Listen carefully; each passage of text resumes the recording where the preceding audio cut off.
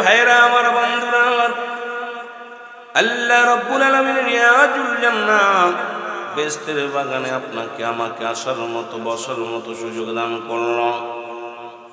এই সময় কত মানুষ জেলখানায়, কত মানুষ হাসপাতালে, কত মানুষ মৃত্যু শয্যায় সজ্জিত। আল্লাহ রাব্বুল আলামিন আপনাকে আমাকে জেলখানায় নেন নাই, হাসপাতালে নেন নাই, পৃথিবীর কোনো অন্যায় কাজে নেন নাই। সুন্দর পরিবেশ রিয়াজুল জান্নাহ বেহেশতের বাগানে বসার মতো সুযোগ দান করল। একটু জোরে চিল্লায় বলা যাবে না আলহামদুলিল্লাহ? এ ভাইরা আমার, বন্ধুরা আমার, বান্দা যখন জান্নাতের বাগানে রওনা দিছে গো,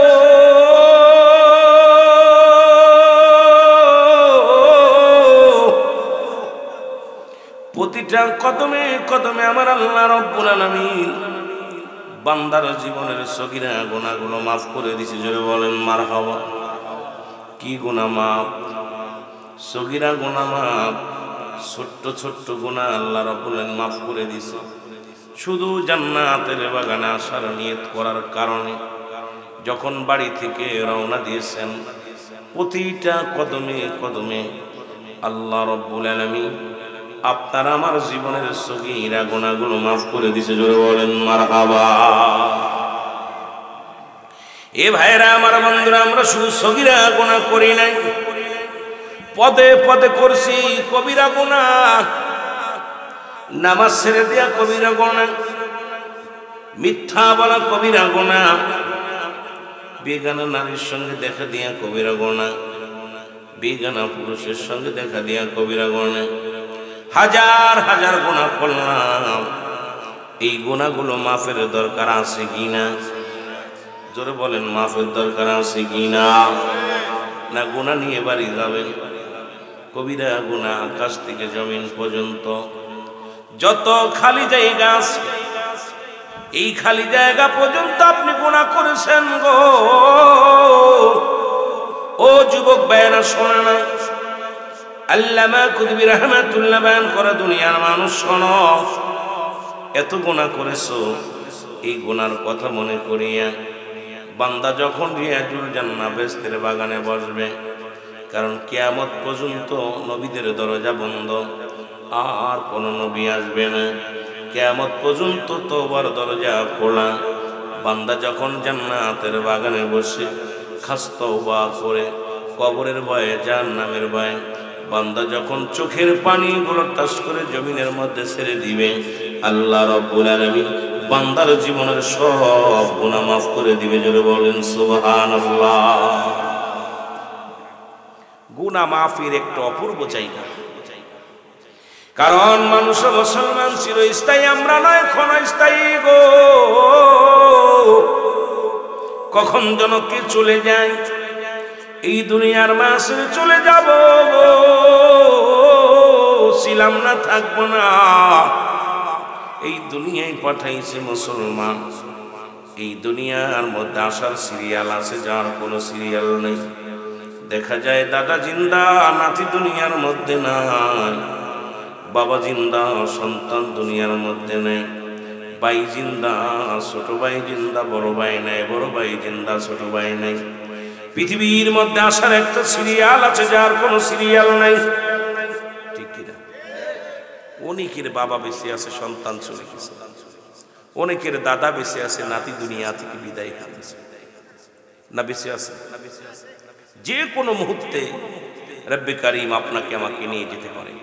আমার ভাইরা আমার, বন্ধুরা আমার, যে কথাগুলো বলি দিলের কান্ডা লাগা শোনো।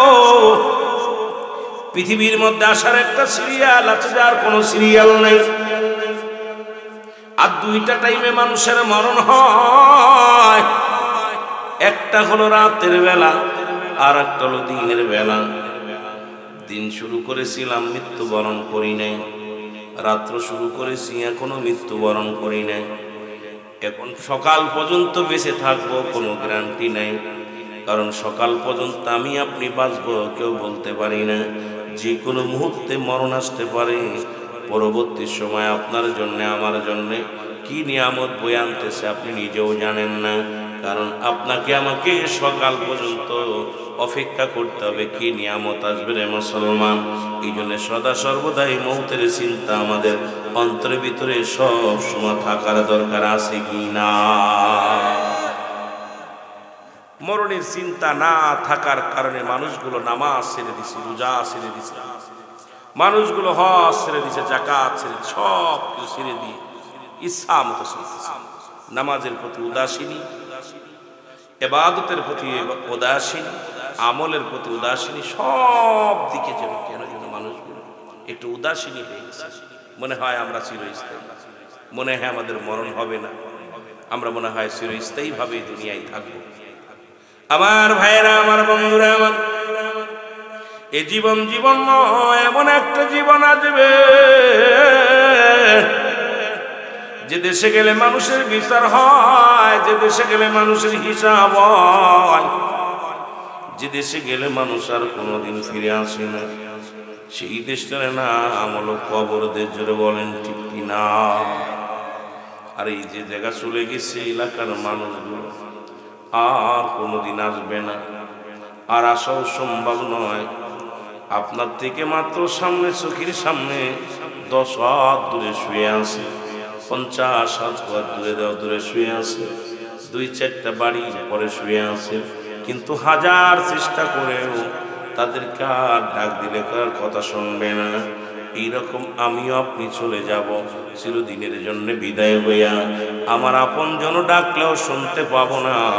এই জন্য সদা সর্বদাই আমাদের মৃত্যুর চিন্তা থাকা আমাদের মাথায় প্রয়োজন এবং আমল করা প্রয়োজন। জোরে বলেন ঠিক কিনা? মহব্বতের সঙ্গে দুরূদ শরীফ পড়েন আল্লাহুম্মা।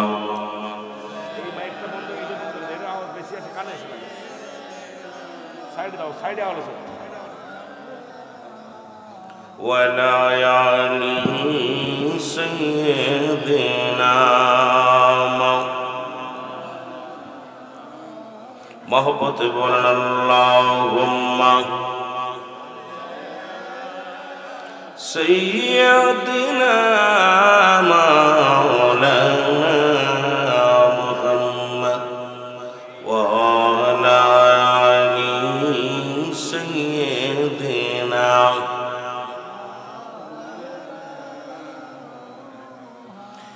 এ মুসলমান, আমি যে কথাগুলো বলি দিলের কান্ডা লাগা শোনো।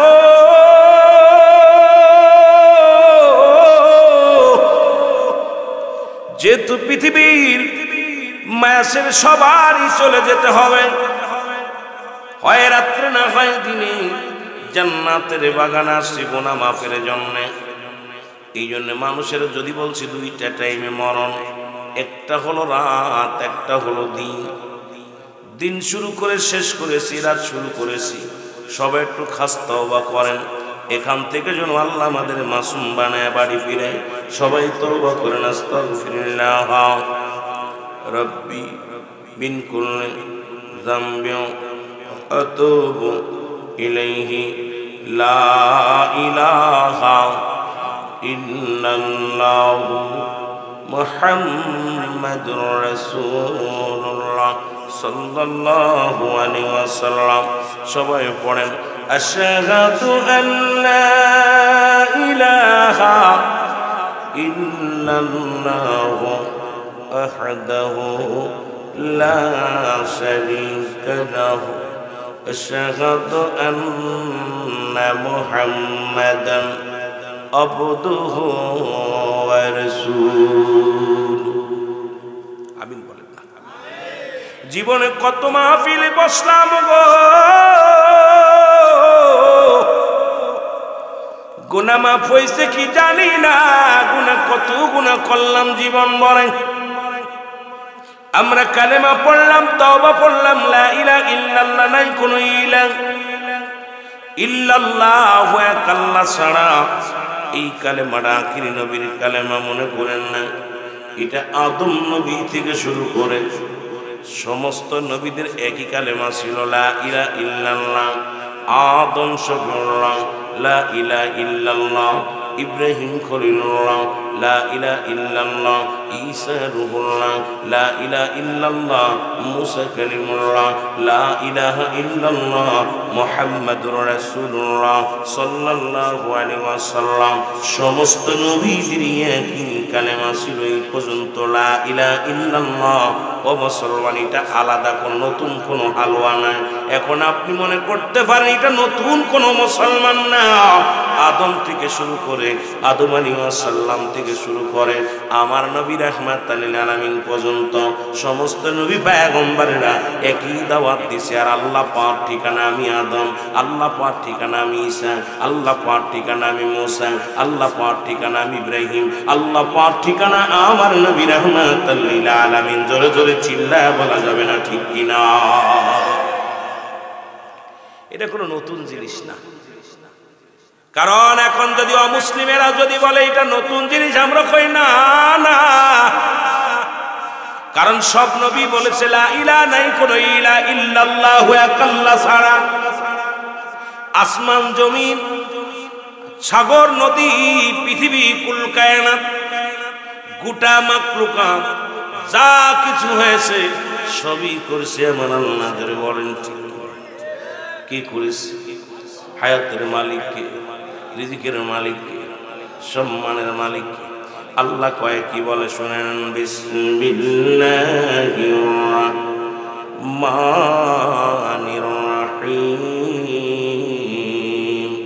কুল হুয়াল্লাহু আহাদ আল্লাহুস সামাদ লাম ইয়ালিদ ওয়া লাম ইউলাদ ওয়া লাম ইয়াকুল লাহু কুফুয়ান আহাদ। জোরে জোরে চিল্লায় বলা যাবে না মারহাবা। এই দুনিয়ার মুসলমান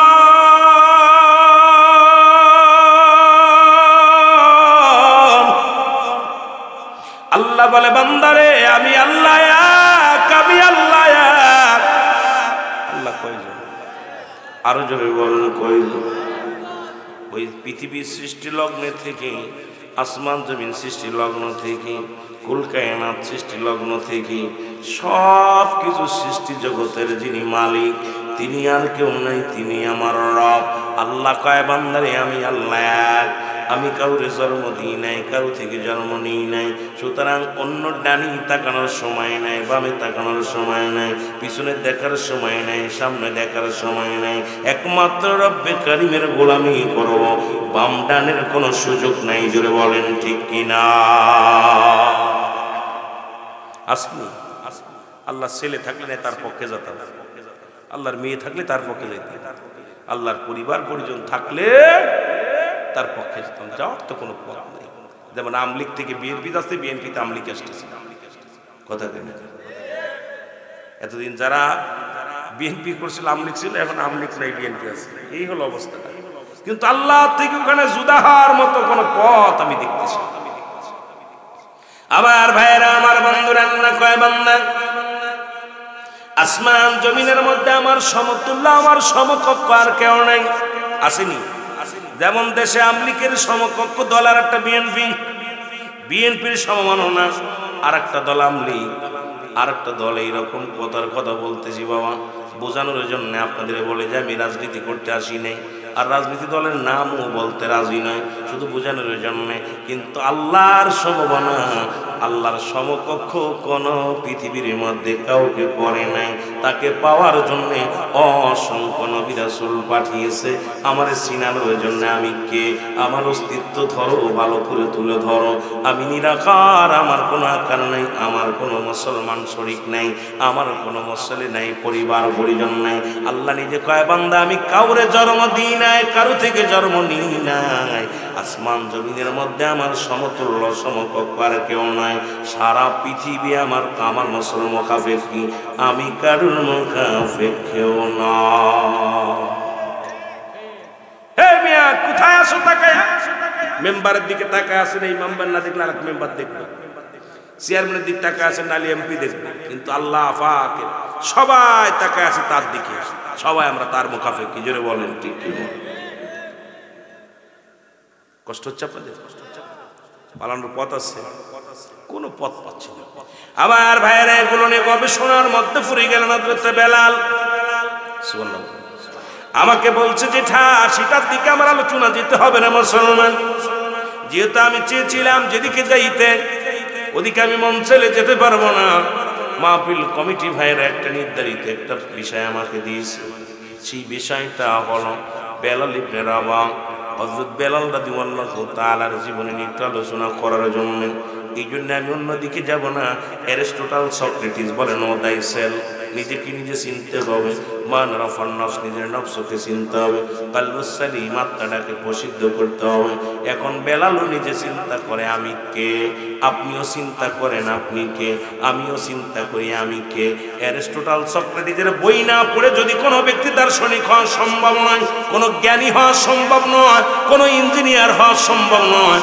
উনি ওনার বইয়ের মধ্যে লিখলেন নো দাইসেল, নিজেকে নিজে চিনতে হবে, অন্যকে নয়। আজকে আমরা শুধু অন্যের পিছে দৌড়াইতেছি, কোন মৌলবী দোষটি ধরি, ও মৌলবী ভণ্ড, পিসের ভণ্ড, ও মৌলানা কাজ্জাব, ও মৌলানা বাটপার। কিন্তু তুমি কেড়ে মিয়া, ও মুসলমান শোনো। আর কুষ্টিয়ার লালন বলে বিখ্যাত যিনি একজন গায়ক, উনি বললেন মদিসকে যদি নিজকে চিনতে পারো, অন্যকে চিনা যাবে। জোরে বলেন ঠিক কিনা? অ্যারিস্টটল সক্রেটিস বই লেখাবার বললেন না দাইসেল, নিজেকে নিজে চিনতে হবে, অন্যকে নয়। আমার দেশের কিছু শিক্ষিত সমাজ শুধু ওই কান নিল চিলি, কানের পাশপাশ দৌড়াইতেছে, কান না দেখা চিলের পাশপাশ দৌড়াইতেছে, শুধু চিল, কিন্তু কানে হাত দিয়ে দেখো আর কান আছে কি। অন্যদিকে তাকানোর সময় নাই। কেন আমাকে বানালো? কেন আমাকে দুনিয়ার মধ্যে পাঠাইলো? আমি কে? আমার দায়িত্ব কি? রব্বে কারীম আমারে কেন দুনিয়ার মধ্যে পাঠাইলো? এই কেন দিয়া জবাব হয় না, জবাব পাওয়া যায় না, উত্তর পাওয়া যায় না। একটু রাতের অন্ধকারে বয়া বয়া চিন্তা করে রে মন, তোমারে কেন আল্লাহ পাঠাইলো এই দুনিয়ার মধ্যে? পরে মুসা আলাইহিস সালাম একটা কথা আমার মনে পড়ে গেল। মুসা আলাইহিস সালাম যখন যাইতেছিলেন আল্লাহর দিদারে, পরে তিনজন ব্যক্তির সঙ্গে দেখা হয়ে গেল। তার মধ্যে একজন ব্যক্তি বলেছিলেন মুসা, নবী মুসা রে, আমার তো হাত নাই, আমার তো পা নাই, আমি হইলাম এক